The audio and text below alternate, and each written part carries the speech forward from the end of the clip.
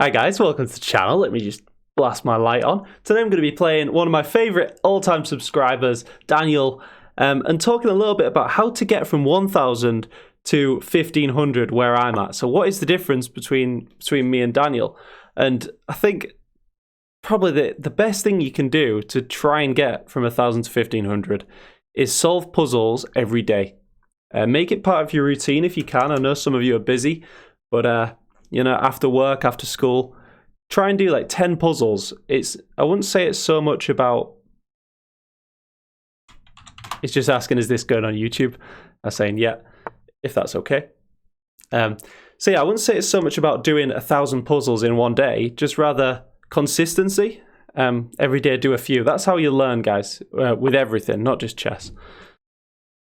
So yeah, puzzles number one. And then today we're going to try and talk a little bit about things you can do positionally. So the higher level positional ideas that'll take you from 1000 to 1500. So starting with this, Daniel's put his bishop out on these light squares here. So that makes me want to counter that by putting my own pawns on the light squares. Looking at pushing this, so if push takes, maybe they throw in this check, but this looks to stifle the activity of this light square bishop. So positional idea there. So tactics, position, fight for the center, try and be solid. That's the main difference really between a 1000 level player and a 1500 is a 1500 will be solid. Not every game, but a lot of games that they won't make one move blunders. You know, there might be more complicated blunders, but they throw in a check. So if this takes, but then we lose the pawn at the end. So if this takes, we take with the queen. And if queen takes, we take. So we just develop a piece here, right? What if they hit the pinned piece? If knight took this, maybe queen would come at the end. Do we need to worry? Maybe this is more solid. Just covering up, and this pawn is still defended. Okay. So yeah, the check comes, but now we're just developing more pieces. I think this is fine for us. If they want to take, this is... A lot of beginners think doubled pawns are automatically bad, guys. They're not. Like, for example, in this position, having doubled pawns here would allow us to push this pawn, recapture, and undouble the structure. So it would actually allow that pawn break there.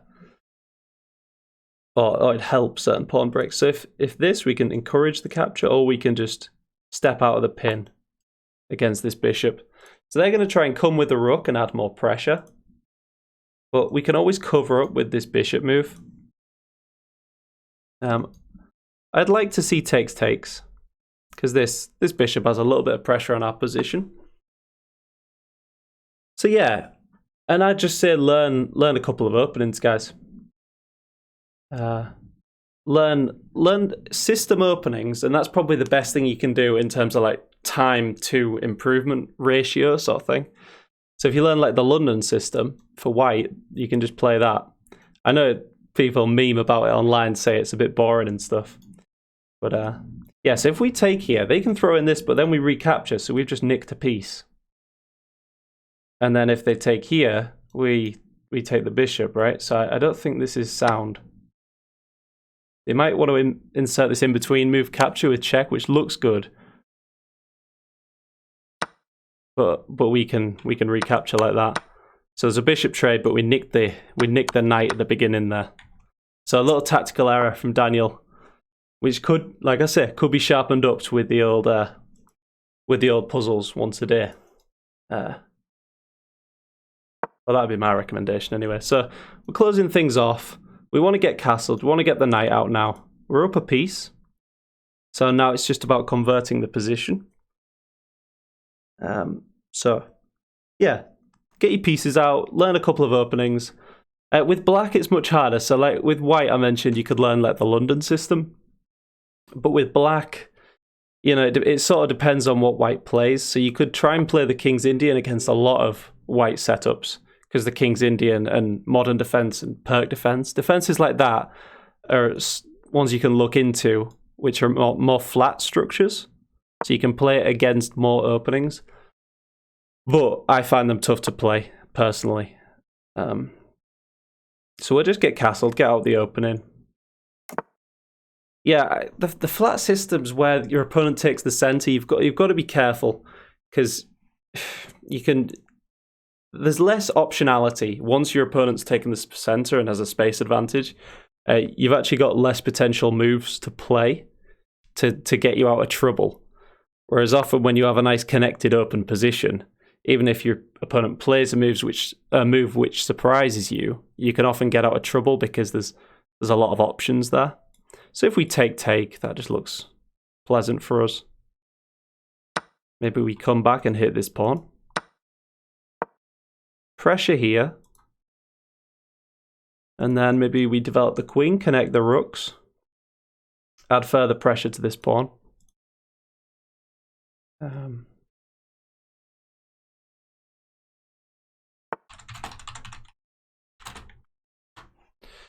Just telling Daniel I'm recording. So what's he done? They just brought the knight round. Okay. So this bishop to me is a bit of a problem in my position, just because it's blocking my queen, it's blocking my rook. It's sort of undefended if I move my queen. Also, this knight, this could be nice. What are they trying to do? Maybe they're trying to get to this square. So maybe I come here. But then if this, I take. So this bishop move just looks to restrict their activity a little bit. If they try and kick my bishop, maybe I take en passant. If they take, they get an open rook, which we should be all right to deal with that.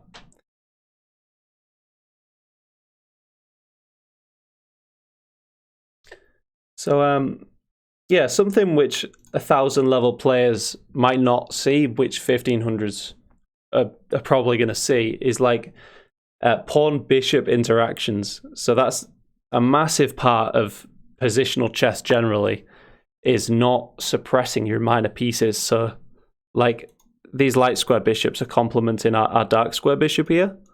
And good move from Daniel, potentially restricting the movement of my dark square bishop there. So if we play like this, that looks pretty natural. Just building all our pawns on the dark squares in order to complement... on the light squares in order to complement our dark square bishop.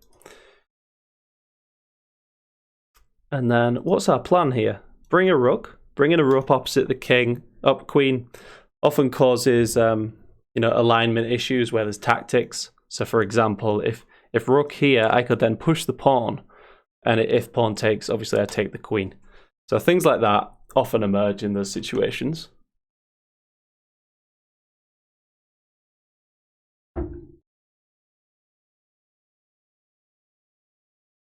So Daniel, taking a bit of time, trying to work out a plan. So we're suppressing this move. This move is suppressed by the queen. And maybe they're going to try break here, but we can take en passant, but then we get isolated pawns. But so do they.